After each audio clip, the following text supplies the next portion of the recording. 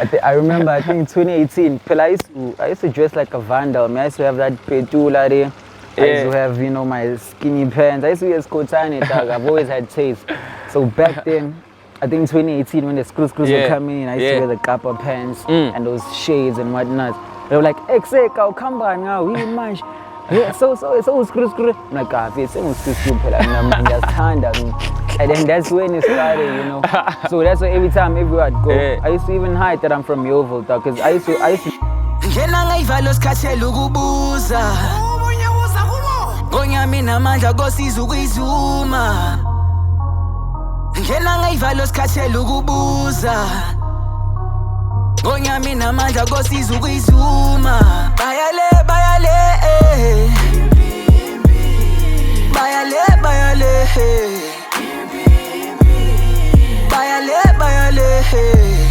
Yo, we're back again and again with another episode of the URL Circle.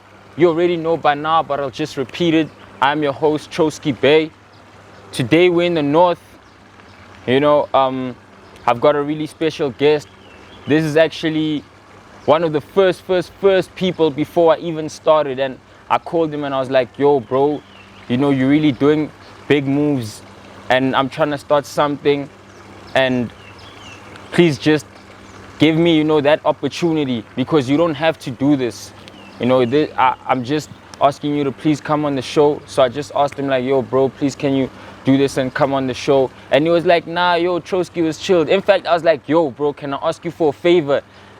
And he was like, I can't say no, can't I? And so this person, I know it's a long intro, but like this person, I can't even really describe him as new wave.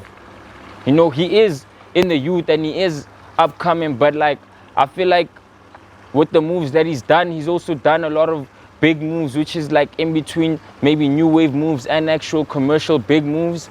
But anyways, I might as well just let y'all know who we got today and introduce you to the man. So I'd like to give a super warm welcome to SLEEZE. Yes sir, my brother. What's good, man? What's happening, dog? Easy, bro. Looking fly as ever, dog. You know, man, drip game 100. How you been, bro? It's been a while since I saw you. Been good, man. It's been a while, yo. Yeah, it's like last year? Yeah, I think 2020, né? Yeah. But I see, dog, you still looking fresh, still taking care of yourself, bro. Yes, that's the procedure. That's standard. So, you know, I'ma just get into it right away, you know.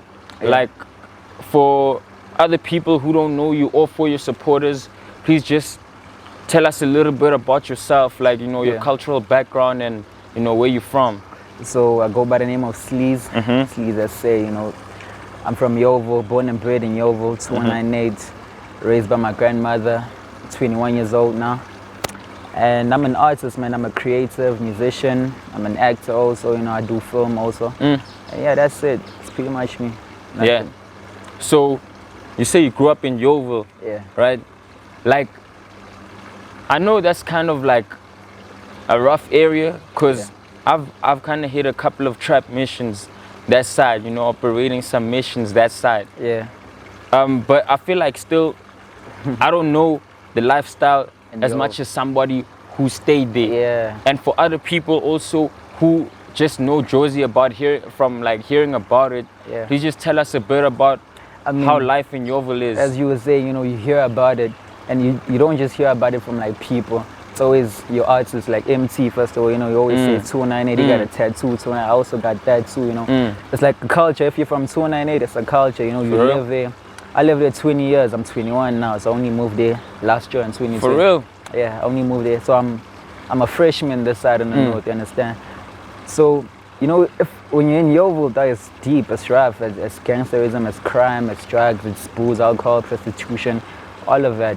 So as an artist, you know, you come across all those things, you rap about those things, you see that, you know, it's really deep, man. You lose a lot of people also, you know, your close ones, your loved ones, but you come out strong. Only a few make it out, and I'm proud that, you know, I've made it out, actually. Yeah. So, I mean, you say that you grew up with your grandmother, you know, she raised you that side.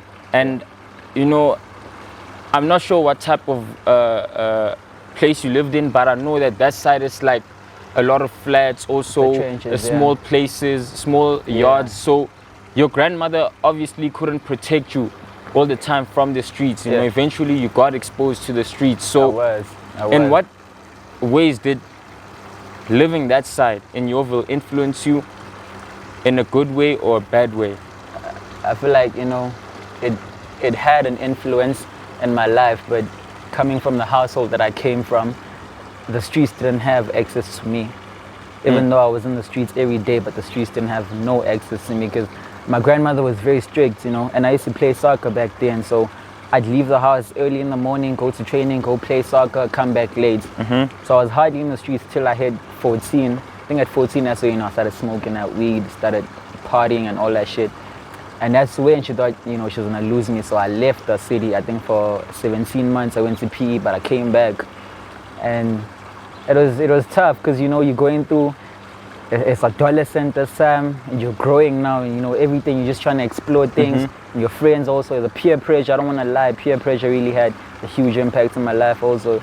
But because of my grandmother and my uncle, that's why I came out strong, and I'm one of the people who made it out the hood. Yeah. You know, yeah. So,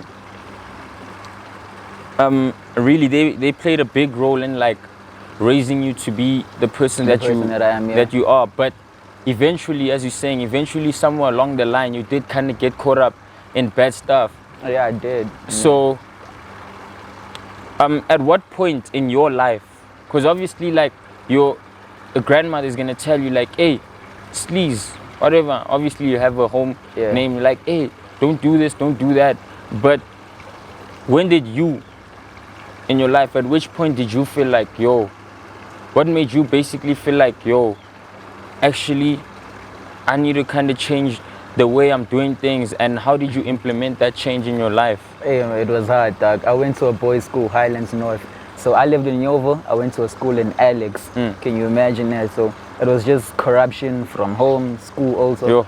But then I think the situation at home, because I didn't like, you know, cause I used to go to gigs. I used to do free gigs back then. I didn't have money, so I used to hustle. I had to walk to save money and buy clothes, in a sense. So the situation at home, I feel like I wasn't happy with that. I wanted more because I knew that, you know, I want to be a brand, and this is what I want to do. So even at school, it was hard at school because I used to bunk school. I got suspended. I changed high school. I think I went to like 3 high schools ever since. So I was Getting expelled. Yeah, I was also a bad child also, but I feel like I had to grow. You understand? Sometimes the situation forces you to be someone better. So yeah, that's why I'm like this. Yo. So you just, it was basically like what you're saying, the situations at home that you were looking at and thinking about what also, your dreams are, and you're like, nah, there's certain things I need to sacrifice. But you know, I missed something. It was I was influenced by my uncle. So I was raised by my grandmother and uncle, so they have a company together, right? So they've been, so if you have a company today, it doesn't blow up now, you understand? You have to hustle and all that. So I came from a family that hustles. I mean, we came from nothing to what you see right now, you understand? So I had nothing. I was flat, I was bummed. All I had was like my friends who had nothing. So we were influenced by the streets and what we want to do and all that shit. So I had to be smart because at home, when I went back home, at home they were like, yo, dog, we need to do this, you need to do this. So I had to skip a stage. So I think I was 18 back in 18, 19. So at 19, I had to think like a 24-year-old. That's why right now with some of my peers that I'm way ahead of like you guys or a lot of people, you understand? It's because I was forced to skip a stage. Yeah, damn. I feel like I can kind of relate to that, bro. Because like, personally also, there was like a time in my life, bro, where I kind of had to, you know, take a lot of responsibility of a lot of things at home, you know, because I grew up mostly, my dad is alive, you know, he is a part of my life, but in terms of me living with my mom, you know, I always had to assist her with a lot of things, my siblings, you know. There was a time my mom got sick, bro, and I had to like take care of my siblings the whole month in matric, dog. Fucking cook up for them every day, take them to school, take myself to school, study, everything, you know. So I kind of actually can relate to that. Yeah, that. So Though, here's the thing, nah. You said in Yeovil it's like really, really drug infested. Very, yeah. So I feel like it's hard to teach an old dog new tricks. Yeah, exactly. So I won't really talk about the older people because it's hard to influence them, especially as a young person. Yeah. But I had a conversation when I was talking to SLEEZE. I don't know if you know SLEEZE Lindoguhle. Yeah.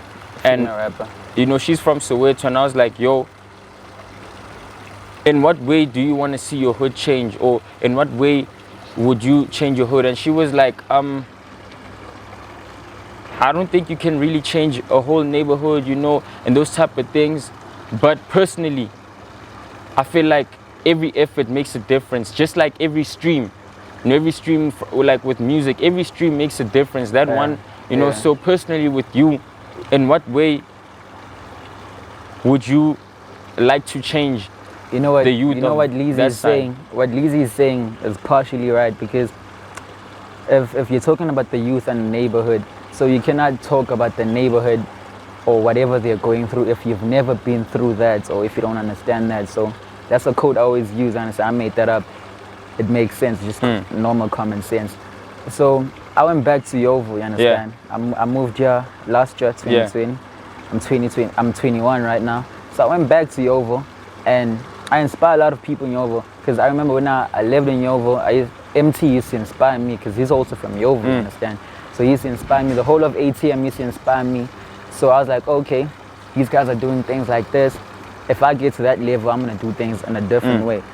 So because I'm very business minded, what I did was I went to a proposal, I took it to the government, I told them what I want to do, and they funded my project. So I'm going back to the hood, and I'm employing I think I'm employing 20 people. Yeah. 20, you know, youth people, and I'm gonna take.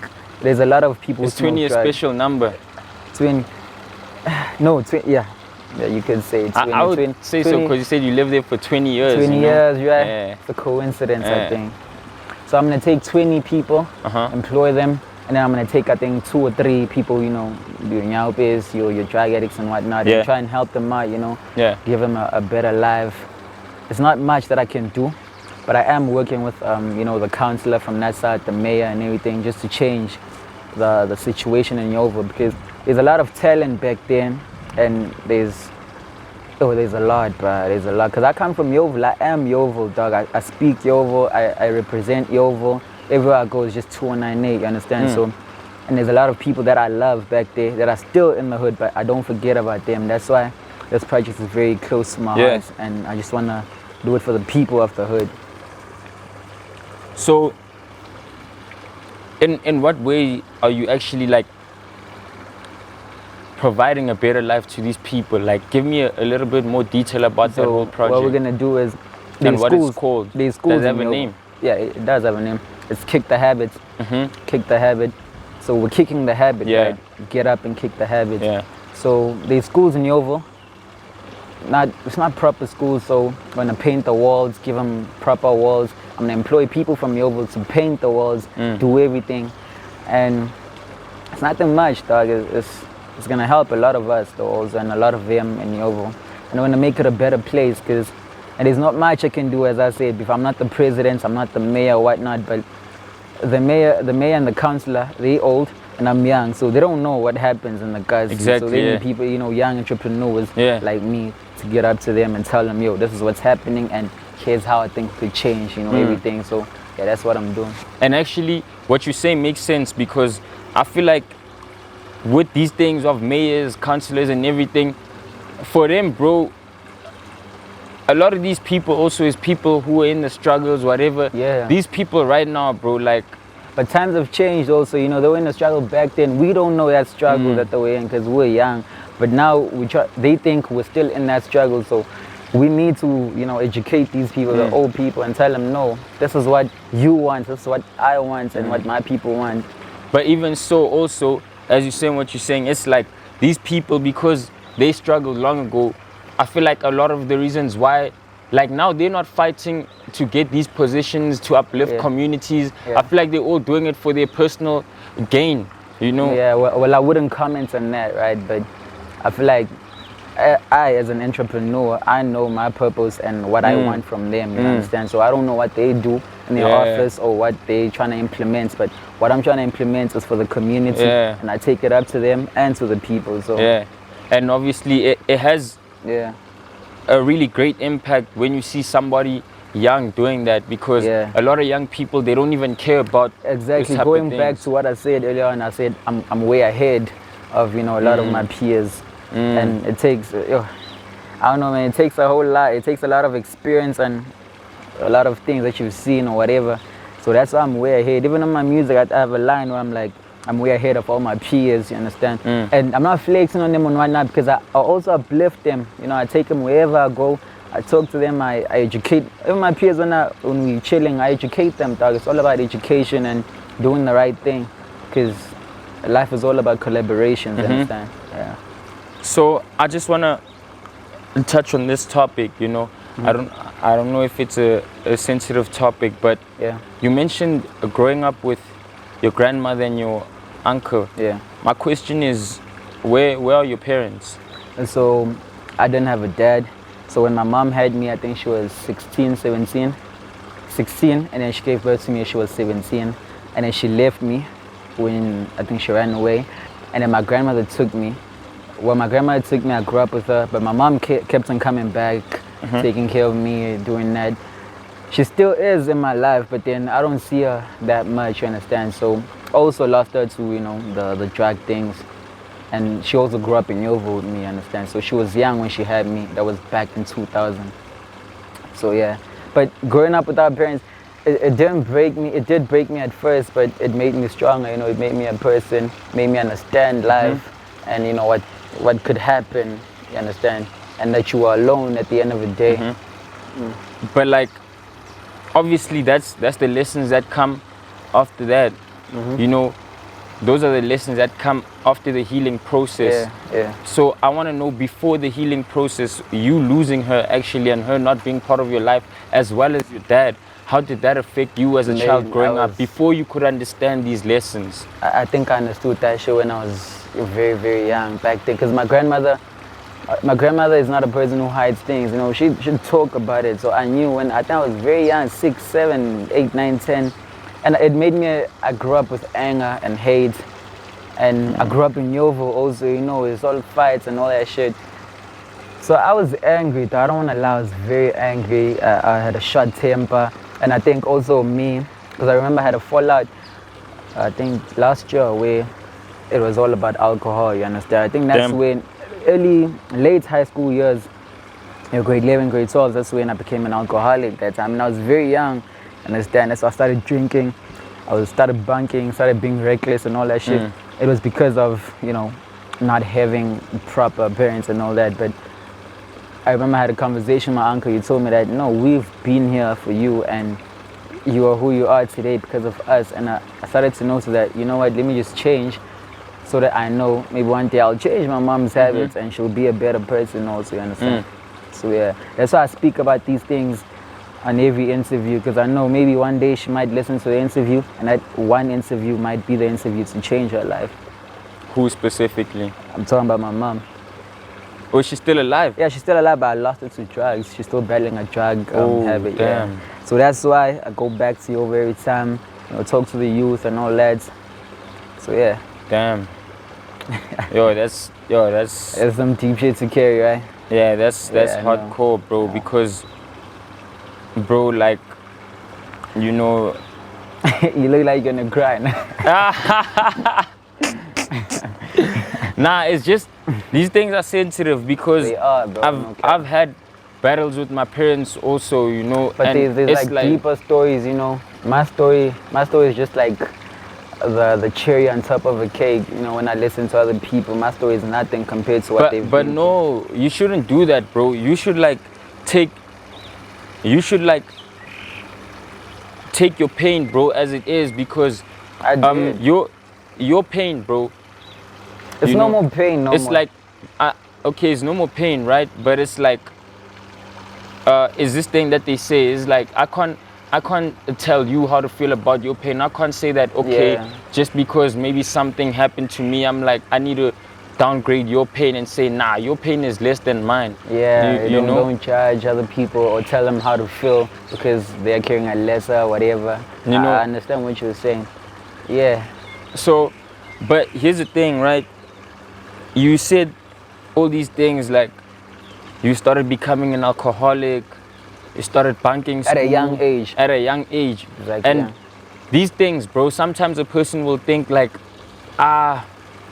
it's like a refill, yeah. This person is just like a reckless teenager, teenage stage, adolescent. Yeah. But it's actually like the point that I want to mention is that nowadays, bro, I feel like mental health is becoming more critical than physical health because it's much more difficult to identify that. Can I cut you on that? Speaking about that, I think also that's why, because I feel like even now I have social anxiety, you understand? And people think I'm antisocial and whatnot. Yes, I might be antisocial, but that's not because of that's not because of I am shy. And also my anxiety, you know, when I'm with a lot of people, it's just anxiety, dog. You know, I'm scared, I'm shy, it's a whole lot, sorry. It's a whole lot, dog. And I noticed that, I remember that's why I used to like alcohol, because even before I jump on stage, I need to have my alcohol. And one thing, because I could have been a drug addict, I've never touched drugs before, but my friends or the people around me used to do that, and they used to be like, oh, you want to perform? Have this, do this, you're going to be like this and like this, but I never touched that because I always wanted to, you know, feel nice and whatnot. And my anxiety, my anxiety is bad. Even now, I still struggle with that. It's very bad, but I hide it because of my personality. I have a nice personality, but I think I do. And mental health is one thing that we don't talk about. A lot of people are struggling with that shit, dog. You know, we need help, and we don't have money for psychology or whatnot. And our clinics are fucked up. Yo, so, bro, that's actually tough because we don't have money. I have like, I have a line in one of my freestyles. I was like, I come from the hood, no one can give you mental health. Everybody dying, everybody crying, but we all do it in stealth. Exactly, so how do you think us as communities, you know, because we come from the hood, like I said, dog, I come from the hood, no one can give you mental health, so we all fucking suffering from something, because as you in the hood, bro, obviously you won't live in the hood if life is good. You know, you won't live in Central Jersey if life is good. So how can us as communities help each other with mental health without having to go through psychiatrists and all these things? Because even those things, to a certain extent, bro, these things are a business. I read a study saying the psychiatric industry is like a multi-trillion-dollar industry. You go there, they'll just give you medication for whatever, whatever. I feel like also now race comes in the topic, you know, comes with race, because us as black people, we want to do it for money. But you go to a white person, it's going to be more expensive, but helpful, you understand? So I go to Sanson, I go to a psychologist, it's going to be helpful. I go to the Kasi, I go to Hill, bro, a free doctor, it's going to be fucked up. It's like pregnant women, they go to a clinic, some of them go to special doctors and they get different treatment from what they were getting in the clinics. So also it comes with race, you understand, and the standards of living. So in the hood, there's not much we could do now, because also us, we don't have resources and all that, but what we could do is just educate ourselves and just know, you know, what to expect or how to tackle, you know, other people's problems and all that. So yeah. So you basically think like in terms of communities, like we still have a long way to go in terms of fighting mental health. Communities are different in South Africa, because you go to Yovo, if I'm going through shit, I'm gonna go to my friends, they're gonna give me drugs and be like, oh, you're going through this? Nah, it's drug, man. In other communities, you go there, stress, boy, in some you know. People are different. You go to Yovo, you go to Soweto, it's different people, dog. In Soweto, for you to find your drug addicts or your alcohol addicts, you have to go to a certain corner. In Yovo, it's everybody, dog. Everyone, dog. You know, there's no corner there. Everyone is there. You know, everyone is drinking, everyone is drunk. The kids, they know. You understand? There's nothing to hide in Yovo. So communities are different in Yovo. I mean, in South Africa. Yeah. So now, bro, I heard from a source though that like you sometimes get into fights. You know, you're a fighter, dog. Yeah, dude. Hey, Like- that's the guys in me. There. Eh, That's the we- guys. What do you think is the reason for that? Do you think it's because of the trauma that you've experienced in your life? Not even that. Or It's you just because- tough and shit? maybe because I'm tough also. And another thing is that I'm from the hood, you know. So I mean, I'm not tech, not me to tech, you understand? Multi Yeah. sue, not me to why. Yeah. Well, I always question everything. Even my grandmother's problem is like, you're very defensive. I say you didn't wash the dishes, and I also talk. It's like you're always defensive. I think it's just me, dog. And also like Kuleko, and I know where I came from, dog. Yeah. Dog, you probably know Yovo. You probably Dog, I Josie, know it. Like I dog, said, dog, we were operating Ah, transmissions there, dog. And a lot of people will be like, but you look soft. You look, I think that's why And I go think that's hard. the thing, Yeah, exactly. they'll be like, mara when we par and you par. Let me not talk, you know. I'm not talking about things. I think that's true, dog, because even like with me, bro, you know, obvious, dog, we dress nga, you understand? You look fresh, you on that hip hop steez, plus especially like when you're a hip hop nigga, like You know what they say you- to me in Yovo? I remember, I think 2018, I used to dress like a vandal. Man. I used to have that petula there. I used to have, you know, my skinny pants. I used to wear skotani, dog. I've always had taste. So back then, I think 2018, when the screws Yeah. were coming in, I used Yeah. to wear the kappa pants and those shades and whatnot. They were like, "Exeka, come by now, we manage." Yeah, so screw. I'm like, it's screw, and then that's when it started, you know. So that's why every time everywhere I'd go, Yeah. I used to even hide that I'm from Yeovil, because I used to live Yeovil and go party, your Rose Bank, your Bram, and I'd meet nice girls back there. I'm like, unjani? Uhlala phi? It's ngihlala observatory. Ngihlala eBhezivale, you know, because Yeovil, Yeah. you can't say you're from Yeovil. But now I say it proudly, I'm like, yeah, I'm from the Casta, I'm from Yeovil. But back then, it was hard for me, I don't want to lie. Yeovil, you can't say to a girl you're from Yeovil. The girls didn't want to come see me. Hey, from Yeovil, didn't even have a Shit. car back then. Yeah, ngiphume Yeovil, gibela itaxi eBreeze ukuyehlisa vava Yo. ngizokulanda la. I know go on to see me back then. shit. But like, nah, bro, like I don't understand this thing though of like why do people let's say when you're on the come up, when you're on the come up, you shy to say, well, this is where I'm from, or before you make it, like, this is where I'm from. But like suddenly you make it, now you ripping your hood all the way, Yeah. bro. I don't know It's why because- people do that. You know though. why, dog? It's because in South Africa, it makes you feel like you're targeting a niche market. You know, it's not a wide marketing variety, whatever. Because in South Africa, they'll tell you, I want to listen to somebody from Sandton or Bryanston or whatever, or Gupi. And when you're from the hood, they don't want to listen to you. Even the people in your hood don't listen to hip hop. They want some gqom or piano shit. You understand? Nobody listens to hip hop. So that's why people will be scared to say, yo, angiphuma eMsotra or angiphuma kuphi. And you only embrace where you come from when you've made it, because you're trying to also bring up, you know. It's like MT. MT started saying I'm from, when he was at that other label, he was like, When it was at the only label he's ever been at, I mean. yeah, he was like, Mpume White Sea to Soweto. He's never been there. I mean, he's from 2198. MT's been 2198, you understand? Yeah. So he's been 2198. So same thing as me. I used to be like observatory or gupi. Knowing very well, I've always been Yeovil. I've always 20 years. I'm only a year now in the north. So nobody can just when no sabambi when. Hey, me now I used to bamba taga. Me, I'm not bamba every time. But it used to be hard. Though. I used to have come with skelms and be like, okay, no, pega. So when the sun was and Uber wasn't there back there. Like Uber was scarce. They didn't even know Uber. You Probably know. couldn't even afford Uber. Yeah, dog. that was broke. Yo, man, I was broke. Yo, I used to be broke, dog. I was broke. Yeah, I used to walk to school to buy a T-shirt. Dog. That's what I used to sell fake casual watches. You see these watches? I used to sell fake. I used to sell fake. I used to buy them at town. I used to sell fake grills at school. I used to sell clothes at school, dog. Man, I've always been an entrepreneur. That's why I used to afford couple pants. Couple pants was 700 back then. I had nothing. Dog. I used to walk to school. I used to hustle and sell fake shit at school. And then every Friday I'd buy something new, take a picture for the gram. I think that's how I grew up, you know, that's how my brand grew. And they're like, SLEEZE, you know. That's how I managed to manipulate the mindsets of people. Yeah. You know, it's the 4 P's of marketing, 6 P's or whatever. Yeah. So I'm very also educated. I know things. I think it is 4 P's: promotion, price, 4 P's, yeah. product, place. I'm a street entrepreneur. I don't know these things. Yeah.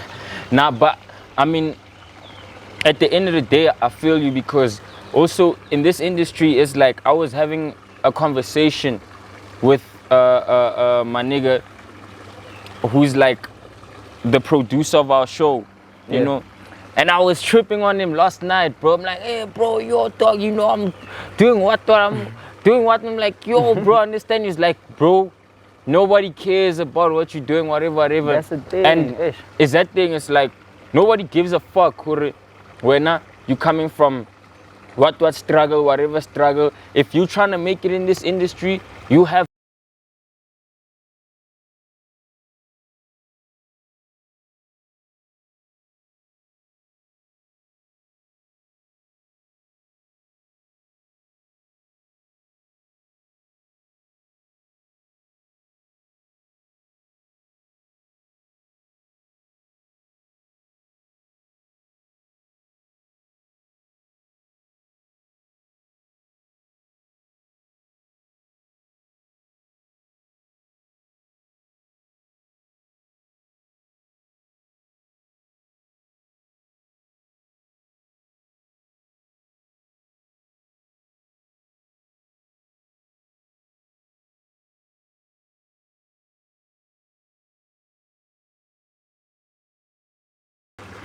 Now I know now. Now I know I know what they know. The big guys, I know what they know. I know who they go to. I know who they talk to. So but now, man, now I see you dog. You know, the skin looking smooth, even the lingo, the SLEEZE. I'm sure you're killing these honeys out here in the north, dog.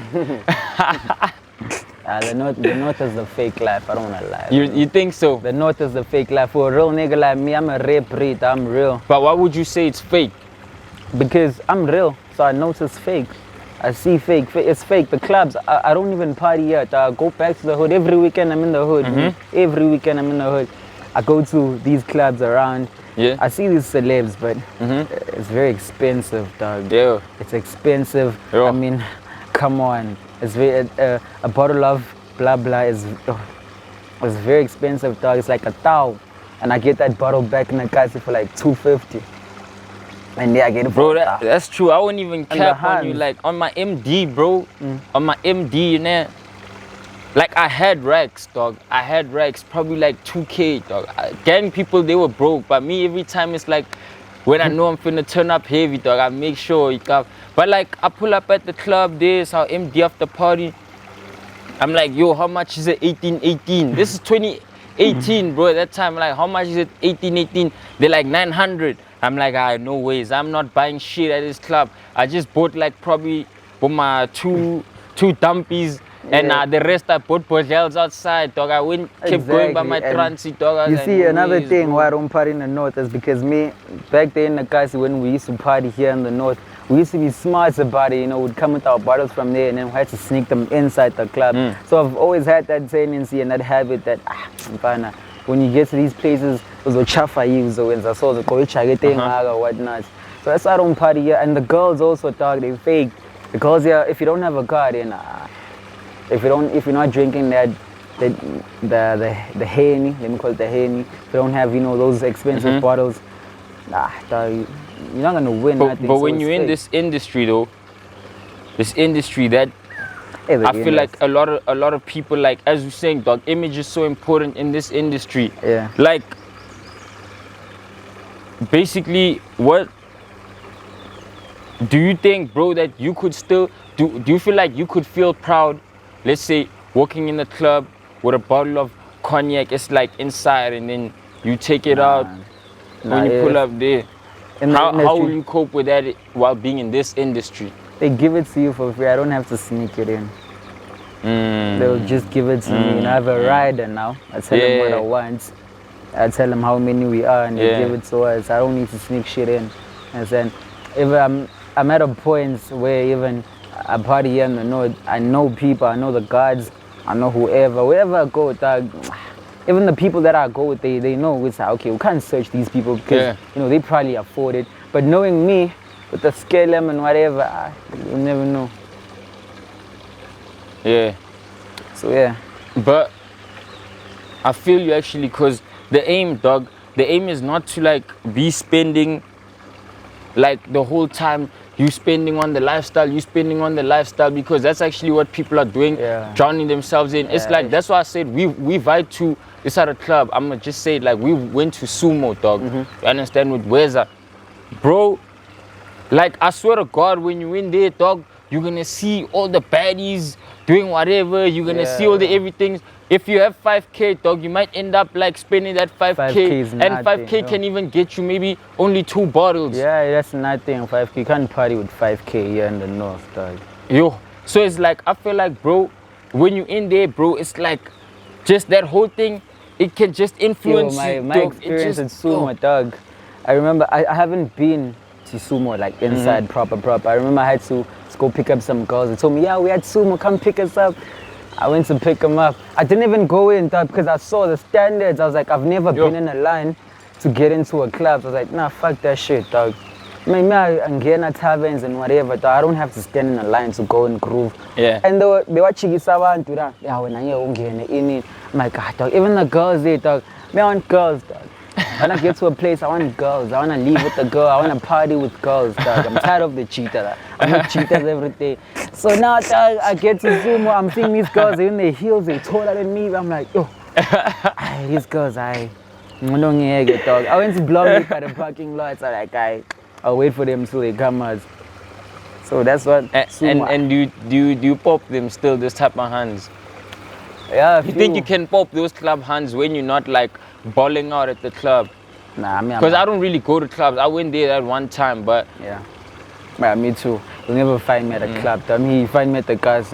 At the cars, I'll ball for you. I'll ball like I'm at Sumo.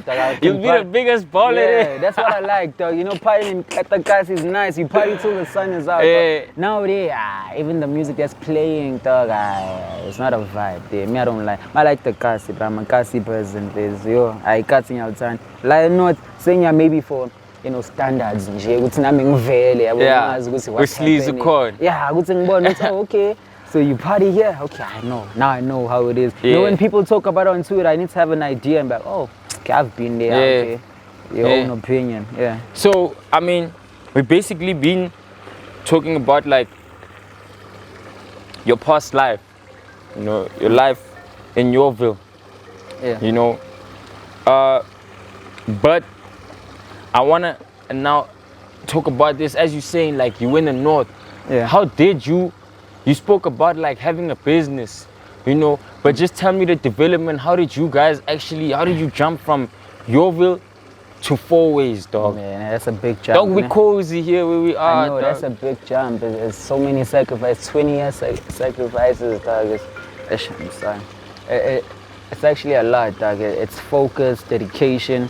Well, me, I opened my business in 2020. I was 20. And then my family, I think they opened it, 2000 something. But it's been, you know, on the grind till made out. So it's the label where I'm at. You know, I release my music under that. What label? It's not a label, it's a company. You know, it's an events company, management, marketing, PR. They work with like big events. You know, the biggest events in South Makufe, Ebubeleni, you know, the big events. Yeah. So they do that, and me, I opened mine, so I was influenced by them. Like, yo, you grew up in a business infested environment, so now with dog, you're gonna be influenced by that. So I opened my own. It's a marketing and PR. It's a artist management company. So my first ever big win was the project that I'm doing in Yovo. You know, the one I spoke about, the drugs and whatnot. So, you know, man, basically like what I wanna get is that obviously not everyone's is pushing the same business as you. Not everyone has the same mindset. So in terms of principles, you know, what principles would you give people? What principles do you think are necessary for people to kind of like have or know or follow if they're trying to move themselves out of the city or the hood or the village and get themselves also to like the burbs and living soft? First of all, dog, you need to be hungry. If you're not hungry, you're not gonna eat. Mm. Yeah, if you're not That's hungry, powerful, if bro. you're not hungry, you're not gonna eat, Yeah. my nigga. You need to be hungry, first of all. You need to know what you want. You need to know who to get what you want, you understand? You need to know what they know. I won't tell you who's they, but you need to know who's they, understand? And if you know who's they, then you know how they get to whatever they get to. And you, also personally, you need to be dedicated. You need to know what you want, understand? You need to know if you step out of your comfort zone, what it's gonna bring you. And if I can't be chilling at home, smoking weed, and dreaming about it, because I'm gonna dream about it until I'm old, you know, years are coming, I'm gonna smoke and chill and whatever. But if I'm dreaming now, I give myself, because with me I give myself time. I'm like, okay, let me dream for like 2 months, and then the next month I manifest and I pray about it, and I do it, you understand? And everything that I've been praying for and manifesting is happening, or it has happened. More is still gonna come. I mean, us being here is like, you're still gonna, you're still gonna see me and be like, yo, okay, I've interviewed SLEEZE and whatnot, dog. Because me, I speak things into existence. Everything I talk about, it happens, dog. That's just me. That's why with everybody that I'm with, that's why like, okay, no, SLEEZE is smart. The jealous ones will say, I say tagi, I know things. Man. You understand? Me, you'll never umbone in Intangazam. Yeah, you'll never see me in Intangazam. I'm always with people who are like older than me. My friends are like 25, 26. Because I'm trying to, you know, achieve things. I'm trying to learn from like the old people. And I was raised by my uncle. My uncle's my brother, is my father, is my everything. So today, dog, he's the one who helped me to open my business. He's the one who's helping me do everything. And that's why I appreciate my grandmother and my uncle. Because I'm who I am today because of them. So, let's talk about music, my dog. Music. Yo, the music. You know, like, I don't really feel like I have to start with the music thing anymore, because I feel like it's cliche, bro. Like, just because you're an artist doesn't mean we have to so much start with the music. We go with the basic questions, we go, you know, but like, we have to talk about it. Because that's the thing that brought us here. Yeah, it's the music. You know, dog, you've worked with D Kwala. My sister. You've worked with Musicaholic. My brother. You've shared a stage, dog. And when I say shared a stage, I'm not talking about like, okay, y'all were at the same event. You literally shared a stage with Younger Chief, dog. Nogwazi, Heavy K, dog. A whole lot. A lot of them. And it's not even just sharing a stage with them. I have proper relationships with them, you understand? It's because of who I am. But also your personality is like, it's like, it's chill. It's not too much, dog. Yeah, and I speak sense. That's why I'm where, dog. I speak sense also. I inspire people. You know, I could be sitting with you right now and you go home and be like, yo, I'm inspired by what SLEEZE said or what he did or who he is. So, you know, Musicaholic is the first ever big artist that I worked with. So how I got to work with them is it's with my boy, Theodore Zombie. So he was like, yo, SLEEZE, I was still in Yovo. He's also from Yovo. So he was like, yo, SLEEZE, let's vibe to Big Zulu. I'm recording. I'm like, hey, you record? I'm like, yeah. And I took that advantage. I'm like, let me record in front of Big Zulu. So I spit the bars, I spit everything. And from then on, dog, I was like, Big Zulu was playing Musicaholic shit. I'm like, yeah, I know Musicaholic. And after that, I hit up Musicaholic. Musicaholic hit me back. We started working. And that's just, we've had a proper relationship ever since, dog. So, yo, dog, that's crazy because, Vele, what I want to know is, I want to know from the day that you decided that, yo, I'm going to start taking music seriously. How did you get to the point whereby you've built so many relationships? Like, how did it all happen, bro, that for you to actually, let's say, get to your first big connect or your first big achievement in music from the day that you actually started and said, you know what, I'm going to take this seriously? Which day was that? Oh, that was, how old was I? 18. 18? Yeah, I think I started rapping in 2016. I was 16. So I started recording at 2017, and then 2018, I met a few producers, also Weza, I met Weza. But you know, the other producers were like, you gotta pay to record. So, and man, from the guys, I was broke, dog. I was like, you want me to pay? Let me just drink this money, let me just do whatever with this money. But then I met Weza, and that's when I started to take things seriously, because he used to let me record, you know, invite to his crib. In a day, man, I make like 2 or 3 songs, you understand? So I used to make like 2 songs and just put them away. So I never used to release. I don't know why. I was shy or something. But then I started to take it seriously, thinking grade 11. Yeah, that's why I was like, no, now let me just shoot my video. My first video was in 2018. That's it. It was what? In 2018, 2018. Yeah, I shot my first music video. And how was the reception of it? Yo, back then, if you have a music video, you were hot, dog. I was hot. In high school, I went to a boys' school. The man who like, video, video, yeah. I used to check my video. I used to film myself, because I knew that I was gonna be big. I knew that, you know, I want to be big, and this is what. At school, I was cool, dog. From being suspended and being a naughty kid to being the coolest kid, dog. And I used to inspire people. Even as I have my high school friends, like now, you know.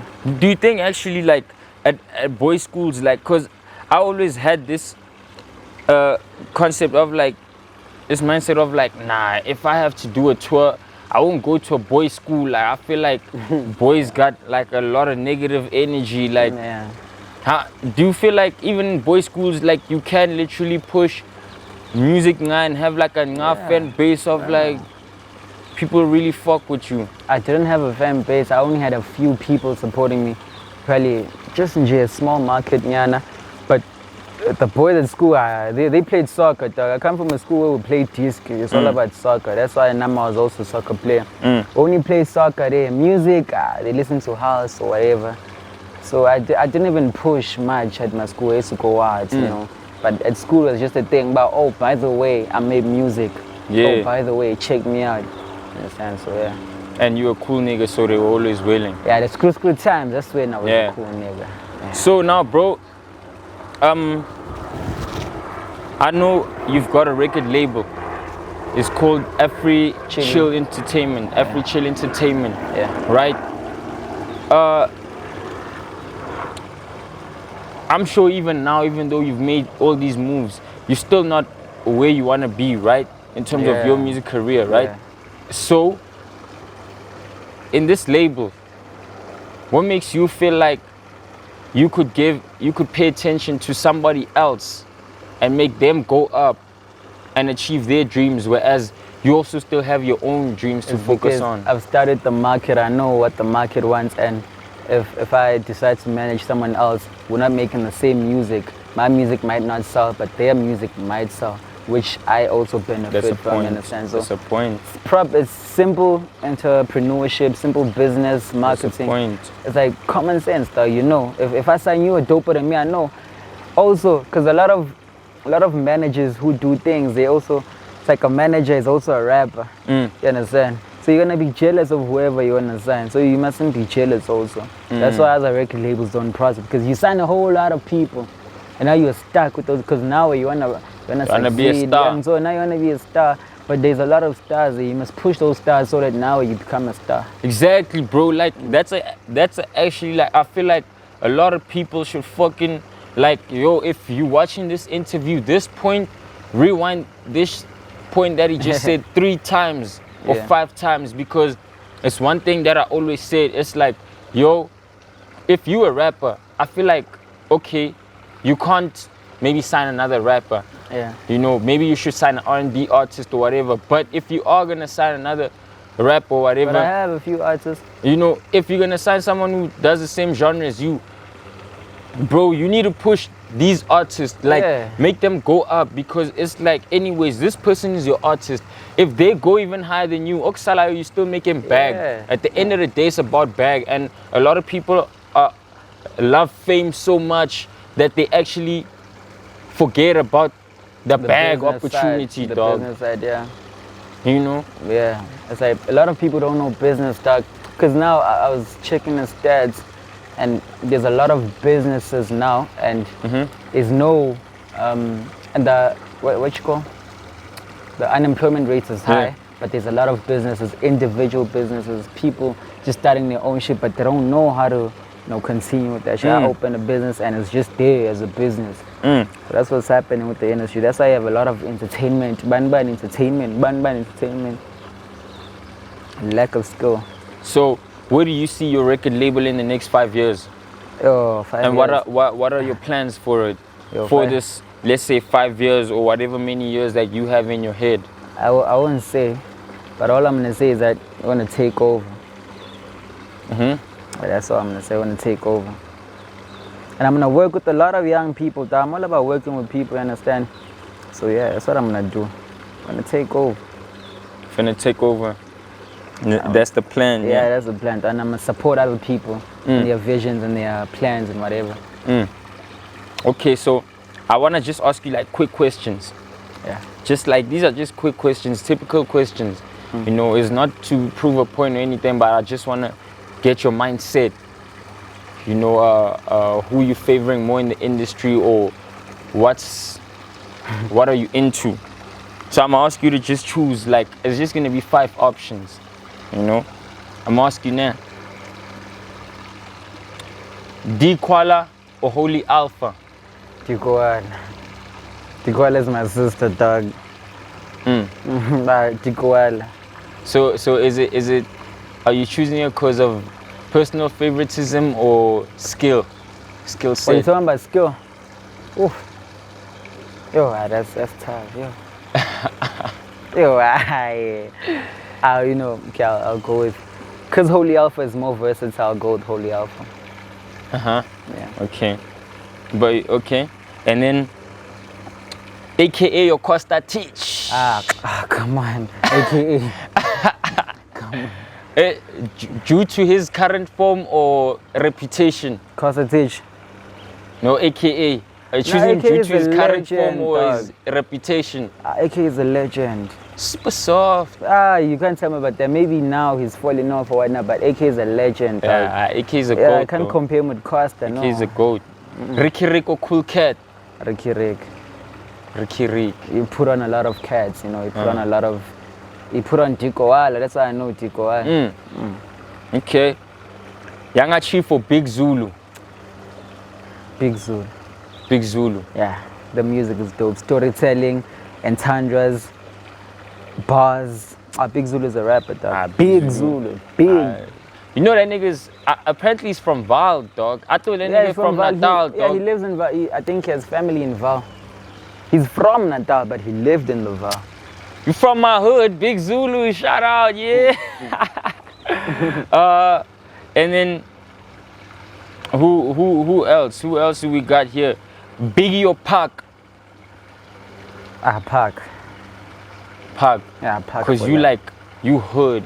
Yeah, Pac is hard. So now, who's your celebrity crush in SA? Anele Zondo, dog. Anele Zonda. Yo, you said it so quick, dog. Because I when thought you you were gonna think celebrity about crowd, it, dog. I already know. You like celebrity, I already knew. Okay. Anele Zonda. Is she still with Zinga? Are you gonna hit it Zinga with a Stina? Zinga with a Stina. Even hot rhymes, Stina. dog. I know, Anele Zondo and Kamumpela.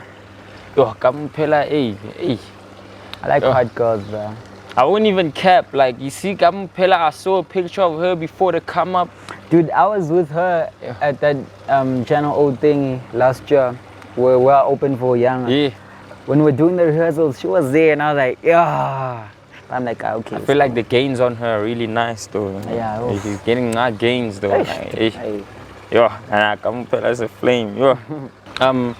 So I just want to ask you the last question. Yeah. We've got a song with MT. Yeah, Popo. MT. Yeah. The Hustler. The Hustler. The President. Mr. Joe Hasselberg. Yes, 298. Like, please tell me a bit about that song and also how it came about. Yo, that song, it's a very nice song. It's African trap, you know that African Dog, you trap. need to play that shit for me, dog. Yeah, I got it. I'm gonna play it after this.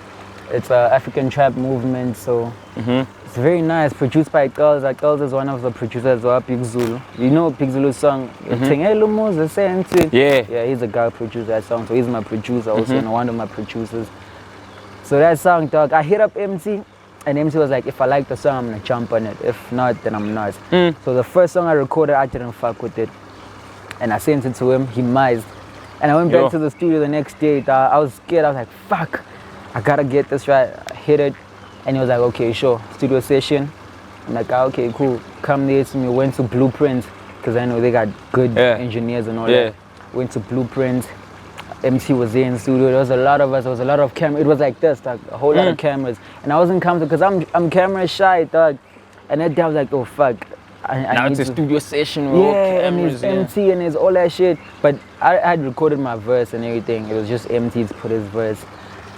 So it was very nice, dog. And also he fucks with me a lot, also because of my story, and his story is similar. So yeah, he fucks with me a lot, dog. It's not bad. Yo, bro, like, that's dope. Like, y'all gotta go stream that shit. Make sure you go stream that shit. I'm actually gonna put the link right below in the descriptions. So make sure you go stream that shit. SLEEZE, dog.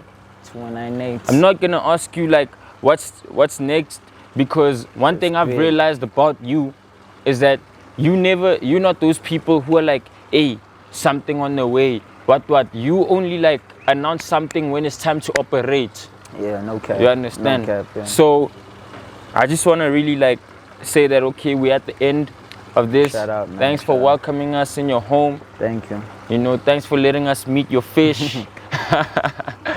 You know, bro, I really appreciate this, dog. Like I said, you like one of the first, I won't even cap, like one of the first 3 people before I even shot the first episode. I was like, yo, SLEEZE, I'm gonna start this. I remember, You know? Yeah. So thanks a lot, my G, for believing in me. And I also believe in you. If I didn't, I wouldn't have called you. You know? So shout out to your whole hustle, bro. I fuck with it. You know, I fuck with you as a person. Like, I get your story too. Deep. You know, I won't take you as like, SLEEZE, that cheese boy, you know. Nah. No one must misconcept you for that. Yeah. You know, you're a real nigga, dog. Yeah. Like, I fuck with you a lot, dog. Shout out for this. Thank you for having me. Shout out for this. You guys know what it is, man. 2198. Shout out, man. Thanks, Shout out, my nigga. Yo, it's been another great episode of the URL Circle. You know, we always operating big things, yeah? Burrito, bruh. Yeah. Shout out to Zanak Media for the production. Shout out to my nigga Weza for keeping us set, you know, in the interview. I won't say how, but he been keeping us set, you know. Yo, yes sir, one love.